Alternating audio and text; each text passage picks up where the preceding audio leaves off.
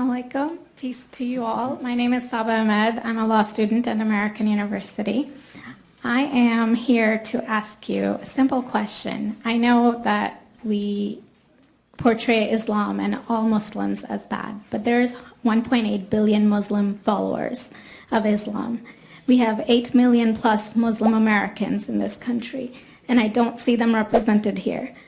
But my question is, how can we fight an ideological war with weapons? How can we ever end this war? The jihadist ideology that you talk about, it's an ideology. How can you ever win this thing if you don't address it ideologically? Great question. I am so glad you're here, and I am so glad you brought that up because it gives us an opportunity to answer. What I find so amazing is since the beginning of this panel, which we are here about Benghazi attack against our people, not one person mentioned Muslims. We are here against Islam, or we're launching war against Muslims. We are here to discuss how 4 Americans died and what our government is doing. We were not here to bash Muslims. You were the one who brought up the issue about most Muslims, not us. And since you brought it up, allow me to elaborate with my answer. There are 1.2 billion Muslims in the world today. Of course, not all of them are radicals. The majority of them are peaceful people. The radicals are estimated to be between 15 to 25% according to all intelligence services around the world. That leaves 75% of them peaceful people.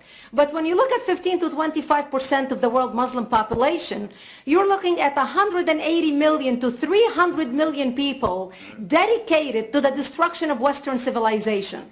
That is as big of the United States. So why should we worry about the radicals, 15 to 25%? Because it is the radicals that kill. Because it is the radicals that behead and massacre. When you look throughout history, when you look at all the lessons of history, most Germans were peaceful. Yet the Nazis drove the agenda. And as a result, 60 million people died. Almost 14 million in concentration camps. 6 million were Jews. The peaceful majority were irrelevant. When you look at Russia, most Russians were peaceful as well.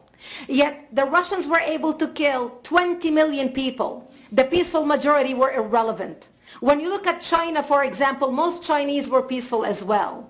Yet the Chinese were able to kill 70 million people. The peaceful majority were irrelevant. When you look at Japan prior to World War II, most Japanese were peaceful as well. Yet Japan was able to butcher its way across Southeast Asia, killing 12 million people, mostly killed with bayonets and shovels. The peaceful majority were irrelevant. On September 11th in the United States, we had 2.3 million Arab Muslims living in the United States. It took 19 hijackers, 19 radicals to bring America down to its knees, destroy the World Trade Center, attack the Pentagon, and kill almost 3,000 Americans that day. The peaceful majority were irrelevant. So for all our powers of reasons and us talking about moderate and peaceful Muslims, I'm glad you're here. But where are the others speaking out? And since you are the only Muslim representative,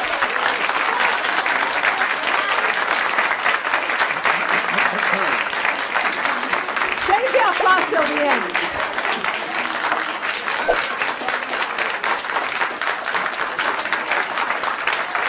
Thank you. Thank you. And since you're the only Muslim representative in here, you took the limelight instead of speaking about why our government, and I assume, are you an American?